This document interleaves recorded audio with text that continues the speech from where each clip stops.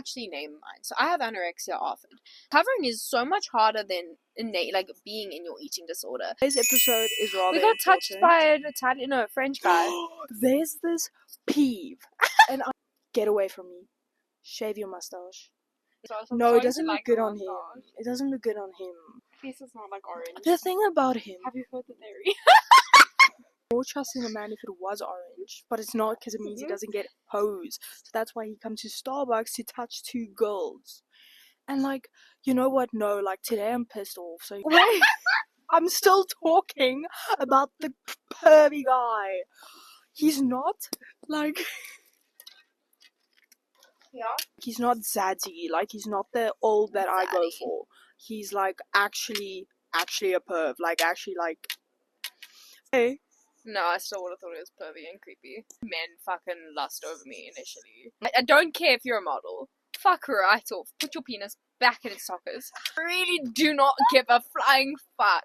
In its socket, queen. Okay. Okay, today is a very like a heavy topic, which I kind of pushed for as well. Because I was like, listen, I'm not gonna be allowing this chick to post the way she wants to if she does not properly like talk about this. As much as I also pushed for it, it is something that she has been wanting to do. Yeah, let's get into it. So, this will probably take like a long time to fully uncover the depths of all my eating disorders. Like, it won't just be in one eating disorders in one podcast, but this is a good start. Childhood. Where initially everything started. I've never recalled a time where I've had a healthy relationship with food, ever, and that's obviously instilled by my parental figures, and also just things I went through as a child. It's always been a matter of food equates to fear, rather than food being viewed as something that nourishes my body. I've never had that aspect or that view that food is fuel. You know, food is what we need to be alive, because inevitably that's something all humans have in common. Food and water, that's our source of life, and without that we're gonna die. Obviously, being really young and really impressionable, if you're in an environment where that is used as punishment or used as a form of fear-mongering, it's going to have an impacting last on you. And due to the fact that I am autistic, it is even more of a vulnerability of mine. The way my brain is formed is different than your average person. So, from ages, I would say my eating disorder officially developed when I was 8 years old, but from even before then, it was something I struggled with. Like, I've never had a healthy relationship with food. I mean, even before I was 8 and went to my first dietitian, we had a small chat about this. Like, I was looking at preservatives in food, and I wasn't allowing myself to eat certain foods and meats and this and that and dairy. Dairy was the devil. From 8, so I went to my first dietitian when I was 8 years old. I remember she was like very, very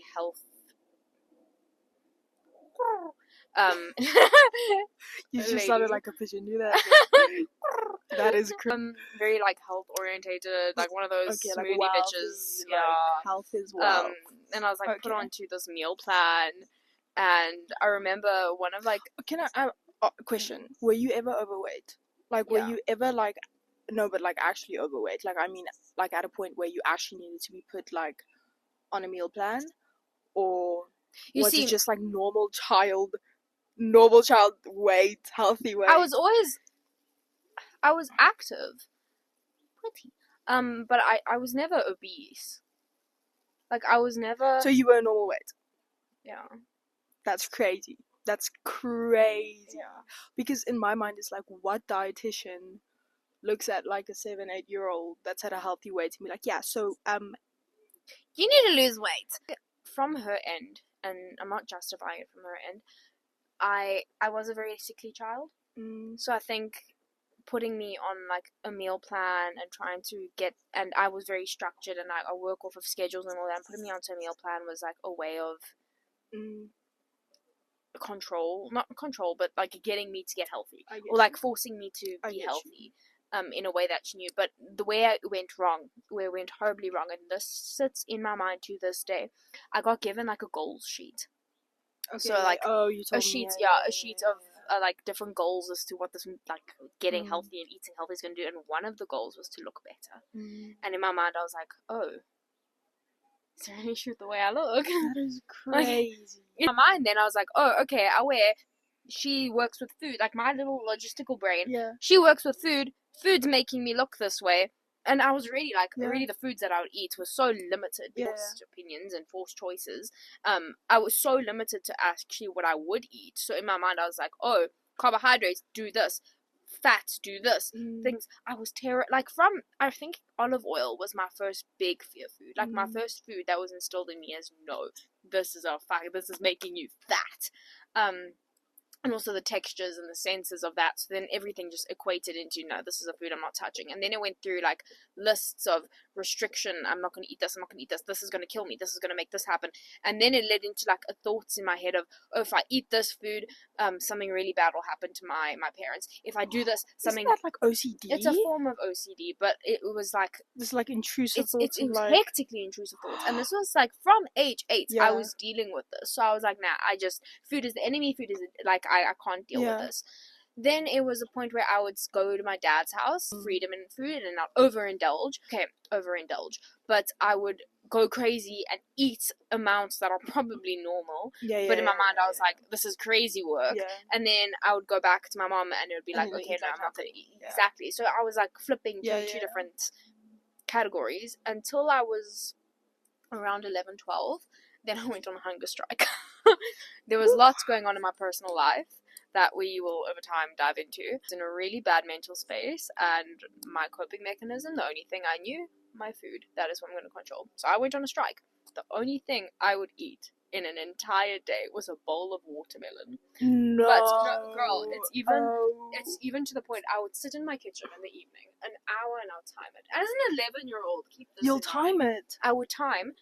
Okay, an hour before I want to eat. Say, for example, I want to eat at 8 o'clock. I'll sit in the kitchen, cut pieces of watermelon, make sure they're all super, super symmetrical into this big bowl. Put it in the bowl, put it in the freezer for 30 minutes. So I'd spend like half an hour cutting my watermelon, 30 minutes so it could sit in the freezer.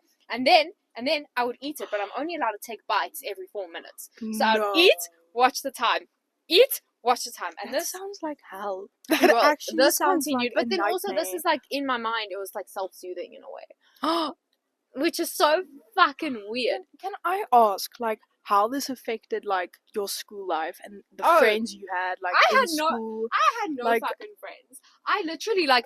Well, bitch, no wonder, because you're not going to parties, you're sitting at home cutting up watermelon. I was always the kid in the social group who was, like, jumped from social group to social group. Oh, same.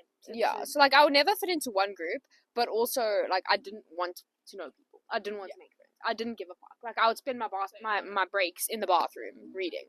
And then, this is also another part. I went through a phase when I was in grade 6, when things got really hectic in my personal life, where I used to go to the tuck shop, buy foods I was terrified of. And, like, this is not taking a lot for me to actually say out loud. I would buy foods I was terrified of, take them into the bathroom, and just flush them down the toilet. Not eat it and vomit. I would just sit and flush it down the toilet. There was also a period when I really, after the whole watermelon thing, when I was like at a hectic weight. I'm not gonna mention numbers and shit here, but like I was really, really fucking underweight. My dad was like getting on my case about eating more, and he used to make me foods. And I used to take all the food he used to give me for lunch and also just flush it down the toilet. For me, that was like soothing, flushing food down the toilet, which is soothing. It's so. Do you feel like it was kind of like an act of rebellion, like an act of like, fuck you? Like, I don't know what it was. Like, I would get such satisfaction from buying the food and looking at it. And then you're like, okay, no, I don't flashing. And majority of it was toasties, like toasted cheeses, toasted sandwiches. I would just flush down the toilet. Oh. My heart. And like, I'd understand it if I ate it and then like purged. But I didn't have the urge to eat it. I just wanted to buy it and flush it down the toilet. And that would be how I would spend my breaks. Anyways, fast forward a little bit. Got to a very critical point, forced into an admission. And there was a lot of drama, family drama surrounding this admission, but alas, it ended up happening. I was supposed to spend 21 days. I ended up spending like 3 months on my first admission, maybe even longer. I was bound to a wheelchair for like 3 weeks, monitored They fucking took me to the bathroom. I wasn't allowed to shake my fucking leg. I was put on a meal plan. At this point, I wasn't eating, like, meats and all that jazz, and they introduced all of this into my diet, and my stomach was fucking out. I enjoyed my time inpatient, but Did you make friends? I made friends with the nurses. Oh, slay. Okay. Yeah, I would like, do the same. I made friends with the nurses, but also I was the biggest rebel inside of that place. Like, like, I'm so sorry. I know I keep saying you. I'm so sorry. I was a love rebel. I that. remember I was given almonds on my meal plan with one of my meals. Oh, No, girl. I used to take them, and they were super strict around, like, the food rules at the table. I used to take my almonds, hide them in my socks, and it, just be very, no one could see my almond socks. And I'd usually do it with the night nurses, because I had 2 of my snacks in a day had almonds. The night nurses were always, not really that attentive. So I'd put my almonds in my socks, and then waddle back off to my room. And the next day, all the nurses and the staff members or whatever that I didn't like, I would sit outside, because I was in something called the fishbowl room, and that was right by the gates. Like, if you looked out the windows, it was right by the gate. I would sit and throw my almonds out the fucking window at the staff I didn't like. Queen. Happy I met you now, because I would have want to supported you, like, you doing that, and that would have been wrong. So now I can just, like, congratulate that. But if I did, but I don't know if I could talk about it on camera. My thing is, though, like, okay, so you don't want to eat the almonds, right? But what's in your brain, was that, like, purely because of calories? No. That was, like, because you want to throw them with Because I want to throw them out. And, like, food was always, like, Okay. just like an outlet for me. It was never... My fear of calories was when I was a kid, because I equated calories towards, like, being unloved, calories towards being something I was really scared of, because that's like, okay, if I'm not doing this, I'm doing something right, and I'm going to get the love.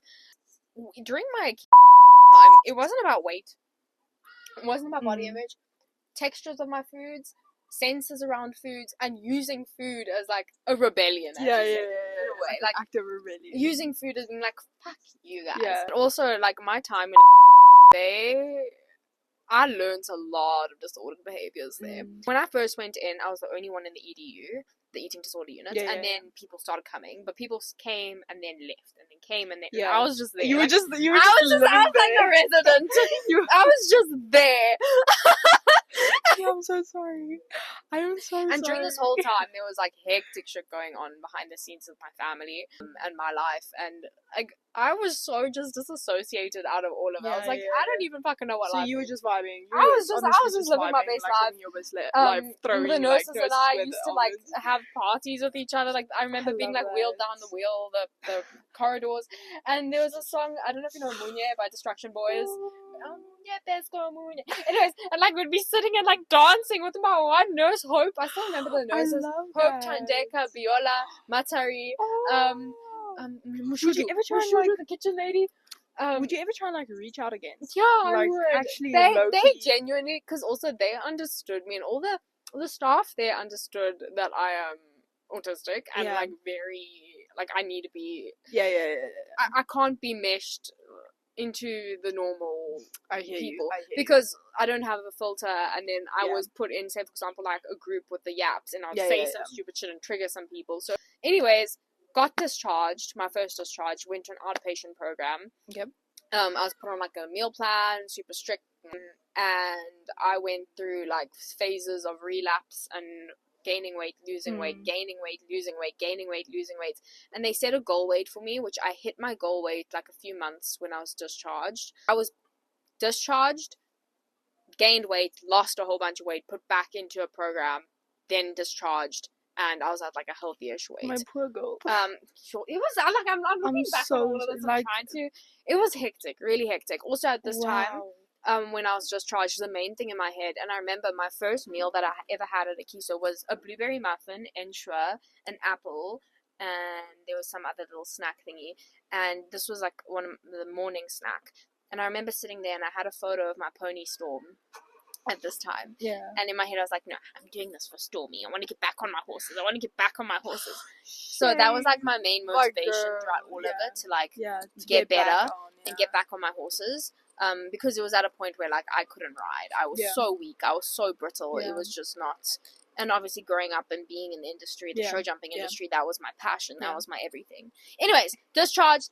I got cleared to ride again, started riding again.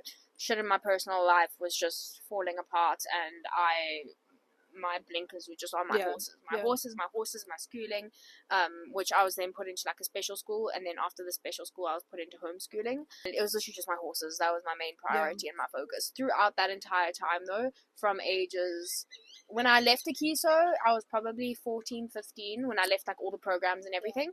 From that age till I had my brain injury at 17, it was literally just me and my horses. I was going through like relapses. I was with a dietitian at this time still, but I wasn't really following my meal plan. In my own little world. And but honestly, like, sorry, of course you were, because all of this shit was happening in the most like formative years of your life. Like pathways form in your brain. Pathways literally form in your brain.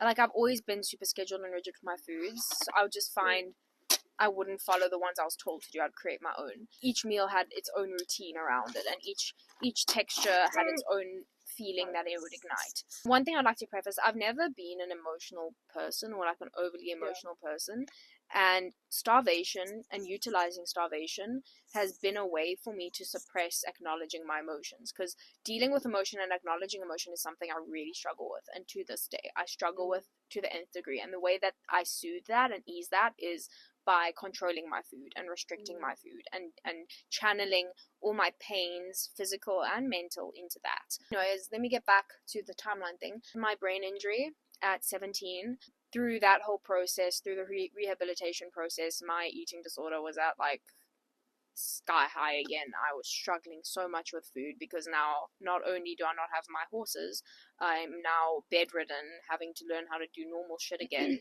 And all of this was just like, nah, fuck, why would I eat? Then something flipped in my brain when I was like nearing the end of 17, 18, and I was terrified of dying.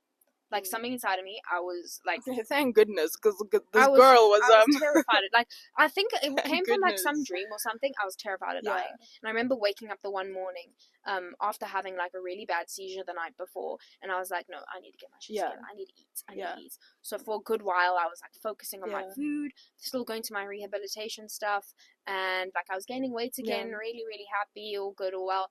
Then I met a man when I was 18. Okay, but this man, like, he deserves a podcast on his own. That's gonna be a whole different episode. Because that is absolutely crazy. Like, and I've done a lot of crazy things. Like, don't, please, like, when it comes to me and males, like, I'm all out there. I'm keen. I'm a keen person, down for anything. But that I met a man when I was 18, older than me, and I decided to change my entire life around. And I moved to Cape Town and started up a gym and moved away from everything I know, all the change that could happen, and obviously this is another trigger for a relapse. So I relapsed back into my eating disorder really hectically when I was in Cape Town. Like, hectically, but this is also where I found bodybuilding, because I found bodybuilding through my rehabilitation, because one of my rehabs was strength training, and I found bodybuilding through that. And and growing up an athlete, I needed a goal towards like some type of athletic career, because otherwise I'd go crazy and I couldn't ride anymore because it was just too taxing on my brain and my central nervous system. So I was like, okay, wait, I'm gonna be a bodybuilder. So now pair that with a relapse, a really bad relationship, no self-worth, alone in a completely different city, no friends, no nothing. Of course I'm going to turn to my eating disorder. I also did a lot of masking when I was in Cape Town. Like, I was very, very sheltered. But that's also like a whole different, we could do a different podcast episode on that, so this isn't like 5 hours long. Anyways, big event happened, decided, okay, I need to move back to Johannesburg, get my shit together. I had a call with my current coach, Meg, who started up another. Please just edit a photo onto the screen of Meg and I, because Meg is like but I had a call with Meg right before I left Cape Town, and we decided to start working together. That woman has done so much for me. I can't even begin to explain the impact that she's had on my life. For the first couple months I was in Josie, I was very isolated. I did my own thing. Literally my days would be work, gym, home, foods, sleep, rest, super strict routine schedule, everything. My eyes were open to the world again. He started being more social, and I was in a good point in my recovery. This was all good. Like, throughout everything, I was still in a really good spot with my bodybuilding. Then towards the end of last year, I started relapsing again. Rave scene. Was that Properly. because of the rave? It wasn't because of the rave scene that I started relapsing. The rave, let me just put it into perspective. Me being new to it, right? If you do it properly, and we enjoy things like this, right? So when we go rave, we go like 10, 11 p.m., stay till 6 a.m., right? So you get like 40K steps. And it's not just like walking, or like you're dancing, you know, you are constantly like your heart rate is elevated. It's like zone 2 cardio for like 8 hours. So it's like an addiction. It does get. Techno has always been something, and drum and bass, that I love, and I love dancing, and I love having that outfit. I mean, I did dancing as a kid. I did Spanish dancing. Also send Kenny some photos of me in my little Spanish dancing outfits over there. But techno has always been a big part of my life. And I rediscovered going back into the rave scene and like starting to find the places in Josie, because I was in Cape Town during my fundamental years where you would usually go and rave. Now I was like, oh wait, let me go send it. And this is another trigger now in my mind for being like, oh, I can burn calories. I could do this, and I started falling off. I started falling off my meal plan. Then I started getting really sick again. I was struggling with migraines. I started struggling with like a whole bunch of shit. My flare up started happening. I was just not in a good space, and this is where we kind of got close in this, because I moved to Joburg. And this is when we started getting close, which is very strange because we started getting close when you were dying and you were not okay, my queen. And I was a bit blind to it because when I first started dying, because I was okay when we met. Like I was when we met, she was okay and whatever. But it was starting to I was starting to fall off, and I was super blind to it. I don't know why, but every time like I saw her, it wouldn't be as often as I see her now. It would, let's say it's like 2 times a week. But every time I see her, I'm like, something's off. Something is more off than it was the week before. And I couldn't like place my tongue on it till we did one photo shoot where like it was a bit sexy, like whatever. And that was the first time where I saw her. But I'm like, I understand what's wrong.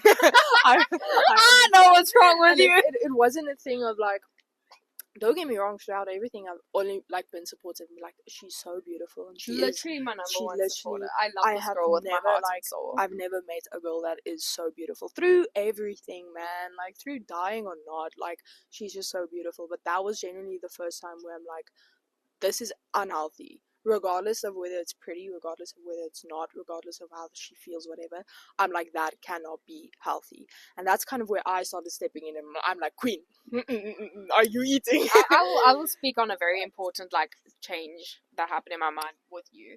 At this, I started like relapsing again. Then I went overseas for a trip, very, very long trip. I met my coach, all was good. That was a very interesting trip in itself. Like, I was in a very weird headspace.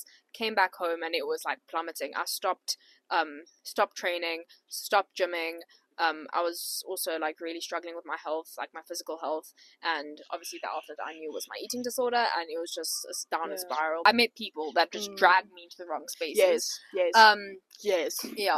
And I was just going backwards, and then my dad started getting really concerned, my family started getting very concerned. You are not okay, we need to change shit. And I was like, I'm fine, blah, blah, blah. And I remember having a few breakdowns and got to some really, really low points in my mind. And I remember that one day we were having some type of conversation, and you said to me, I don't want to feel scared every time I hug you. Oh, I remember that. I remember how I felt. And when you said that to me, I was like,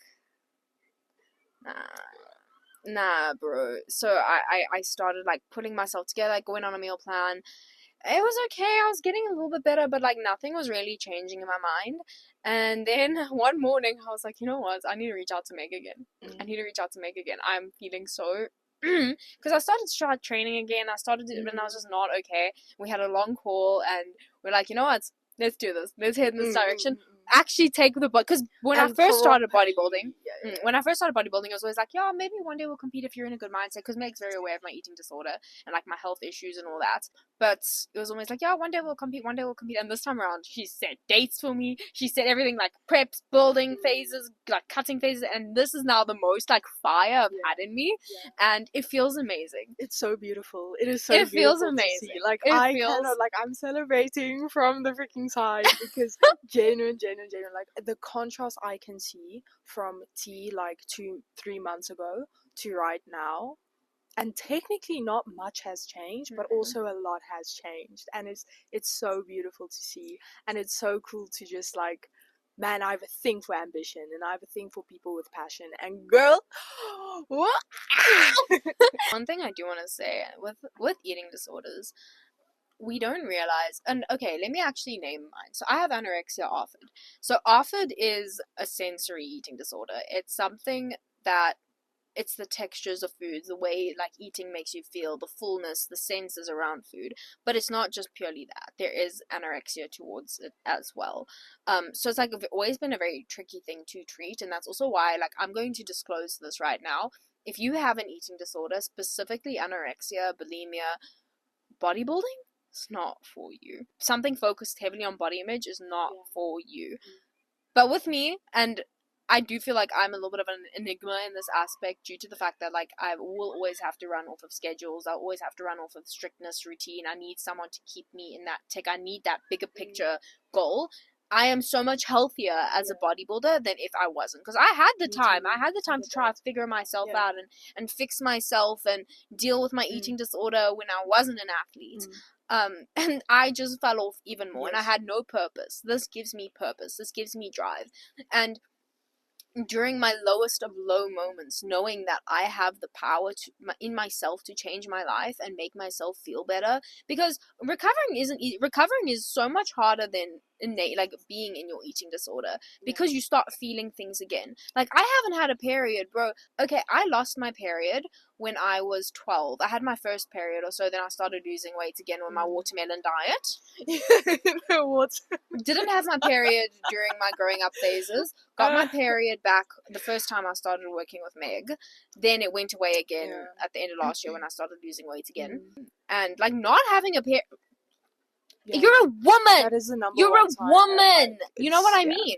Yeah. When you start eating again, you start feeling emotions again, and being someone who's very unemotional, I'm like, what the fuck? It's hard. It's really, really difficult. Dealing with body changes, dealing with all of that but that's also then having the right people around you and having the circle around you of people to be like, no, like everything's okay, and allowing yourself to lean on people. That's also my biggest thing, is allowing myself to be open and allowing people into my circle, because a lot of the time I just want to deal with shit by myself. Dude, as close as we are, she's still struggling, and it's not a thing of like not telling me how she feels, it's a thing of not letting me help. Like something as simple as like, hey, can I come pick you up? No. Hi, can I buy you coffee? No. Hi, can I da-da-da? And it comes from this thing of like, I know she wants to protect me and help me and whatever, but I can still see like it kind of like oozes into like a lot of other aspects. Just refusing help. Literally just refusing help. Yeah. Eating disorders really just, they take everything away from you, man. They take the life around you away from you. They take love away from you. They take feeling away from you. It takes so much away from you. And also like, for me, and the biggest reality check I've had in myself, I have a lot of chronic health issues that I need to keep in mind. I can't be allowing myself, and that I don't have control over. I can't be allowing myself something that I have control over to take over my life and inevitably lead me to death. Because that's the only conclusion to anorexia, is death. Like, that is the only time.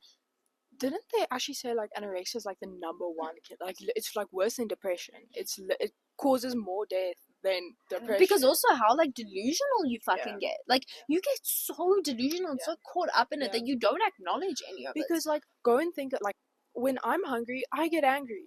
When I'm like dragged away from my sleep, I get angry. Like the moment your basic human needs are like stripped away from you, you are in survival mode. You see, for me, that's comfort. What? For me, that's comfort. Starving, like being lightheaded, seeing myself wither away, like not having, even like to the point where I got so bad in my eating disorder, I wouldn't allow myself to have water. Stripping yourself of your basic human needs is comfort. You feel comforted. And that's why it's a disorder. That's why it is a mental illness. That's why it is a mental illness. Because for normal people that don't struggle with that mental part of it, that literally, wow. Okay, it makes sense now, I understand. Also, through my social medias, I want to try spread as much positivity and light as possible. And for a very long time, when I was so caught up in my eating disorder again, I felt like I was some imposter, and I don't want to feel like that. I don't ever want to feel like I'm busy spreading all these positive messages, and there I am, fucking crying over a bowl of vegetables. You know what I mean? And it was like that. It was very much a moment. like that. I'm honest. It really was like that. 100%. I don't know if I ever brought it up. I think you did. I think I did. I brought it up because I'm like, Queen, you are putting out these motivational like chatties, which I completely understand. Like, you are preaching, and I know you are kind of putting it out there for yourself as well. Love it. But then afterwards, you'd be phoning me crying over something that is so deep, and it's not like just the light issue. It's like you need like help that I cannot give, that probably your dad cannot give. No one could give. And I was just thinking, like, damn, like, people are looking up to this chick on Instagram and they don't know. They don't know. And that's also why now I'm trying to be as vulnerable as I can be. Yeah. And as much as it makes me uncomfortable, because I don't like people viewing me. I don't like being vulnerable. You don't need to know about my issues. I'll help you with yours gladly, but you don't need to know about my issues. And, like, that's why taking these steps to open up and to be like, yo, this is that. It feels like progress. Yeah. It is. It is. There's so much more to my eating disorder, and so much more that I have struggled with, but I think like the outline of it, and I think the beauty comes in where I've gotten to a point now through everything I've been through that I'm very self-aware, and I've always been a very self-aware individual, but now I'm very self-aware in the aspect of I have a bigger picture goal in my mind, and if I'm opposite actions. That's a massive thing through eating disorder recovery that I found that really helps me. If I have a thought in my mind, okay, I'm going to skip this meal, I'm going to do this, I'm going to do extra cardio, go do this, I have to do the opposite action of it. Okay, I want to skip this meal, I'm going to eat this meal right now. Even if it's scheduled an hour, I'm going to eat it right now and force myself through this uncomfortable part. If I want to go get some steps, now I'm going to actually go sit on I'm going to go take a nap. You know, like doing opposite actions. I love that. But it also builds such strength and such resilience within you, because naturally we want to do more. We want to try do more, achieve more, blah, blah, blah. But if sometimes by like taking that step back, it is inevitably it gives you more power. And like it gets dark, it gets tough. I'm not going to sit and be like, I'm so fine now. I'm really not. Like, there are times where I have to sit in my car and eat my meals because it's my only safe space that I feel like I'm okay to do shit in. I have really, really deep, heavy thoughts sometimes. It's not easy, especially now that I have energy to live a little bit more, because I'm not eating like a fucking bird and expending myself away every single weekend. Because, bro, like, Friday night, Saturday nights, I would go to rave, force myself to and she wouldn't eat anything. That was the biggest thing that got me. Like, for me, I had to like lock up, guys. Like, I had to nap, I had to eat extra rice. I wouldn't even drink water. I had to that's not good, Queen. That is like, but it felt like the most like relieving form of punishment, because I was like, oh, okay, because it's fun punishment. No, but not even fun punishment. I was like, a lot of the time it wasn't necessarily fun. It was more just like a normalized punishment. Like, this is normal. I hear you. Like, and we don't do drugs, we don't drink alcohol, we don't do any of that shit. So it's not like I'm using this to escape. No, I'm using this to like make it worse. Make it worse. A fun night out, right? So that should kind of be the main thing. The cherry on the cake should be, oh, and it's exercise. It shouldn't be, it's exercise. Maybe it'll be funny. Maybe it'll be like cool. Maybe I'll meet someone. Maybe it'll be fun. No. That's the main thing. That's not the add-on, you know. So and like, I remember my favorite feeling was on a Sunday after like being beaten on a Friday and a Saturday, literally. And my favorite thing was, I don't have to go walking around my apartment to hit steps because I'm already on like 100,000 from the past 2 days. And she's not even lying. She'll have like 60k steps. And like trying to stop my little habits and behaviors, like my pacing, like all of that is so difficult. But it really is one step at a time. And I just want to say, like, you are doing so well. One step at a time. You really are doing so well. Thank you, my baby. Like, even like, I just admire you. Cut people out your life who bring you down. That was my biggest advice. I remember, like, I was bleeding out. Like, stop enabling these people. And they're like, stop beating up with it. I don't want to dead people. But it's fine. I'm dying. It's fine. They're just eating my soul away. But hey, let's go coffee. No. We're not doing that anymore. We're on a path to recovery, and there'll probably be so many more episodes regarding stuff like this. They definitely will. But yeah, much love. Keep in mind, if you're struggling, I'm always here to talk. My DMs are open. My messagings and all of that are always open to have like conversation and help people out. And also find yourself a person. I found my person who brings light into your life and makes you feel like you have a sense of love and protection and care and just such like a God-given gift. Like that's what I view Kenny as for me. It's genuinely a missing link, and like to explain it to people is really tough because it's like, oh, that's like an unhealthy attachment. No, it's more like a people either think it's an unhealthy attachment or that we're gay. Yeah, I get gay allegations. We're not one of them. As much as I wish I was a full-blown lesbian because I wouldn't have to deal with any of this fucking bullshit. Like, I'm straight, unfortunately. Like, is that a Mustang? Why am I only seeing them now? I've been looking at the Mustang. I keep wondering like whose it is. Oh fuck me. But genuine chats, like every person I try and explain like our relationship to, like the only way I can is it's just so God sent. From the moment we have met, when we were living like an hour apart, bruh. And I used to come drive to PTA. She drive all the way to PTA so that we could just have a gym session. Like that's how we met. That made my I was so happy. And even till now, like the way she protects me, the way she makes things possible, bro. She has been tagging me into gym for I think like over 2 months now, because life hits. Again, we make mistakes, and this is where I'm at now, and I'll probably only be getting... Okay, it's a long story. Point is, she makes things possible, bro. Like, when I didn't have, I don't know, cream of rice for whey, she brings in a pre-workout meal, she makes it pretty, she puts dark chocolate in, bro. She freaking... I send her my meal plans, she's like, okay, this, I do this. She buys me coffee, she comes in, like, everything is just... She is like the best enabler of any kind, and that is literally God's spirit within her, and that's the best way I can explain it, bro. Like, she's not just a best friend, like you are God sent. Like, it's not just this like, oh yeah, there's this girl that like we're friends in Joburg or whatever. It's like, no, like we are going places in life. I've got you and you've got me. Literally, you just need to have those people in your life. Yeah, and life is beautiful, man. Don't make it harder for yourself.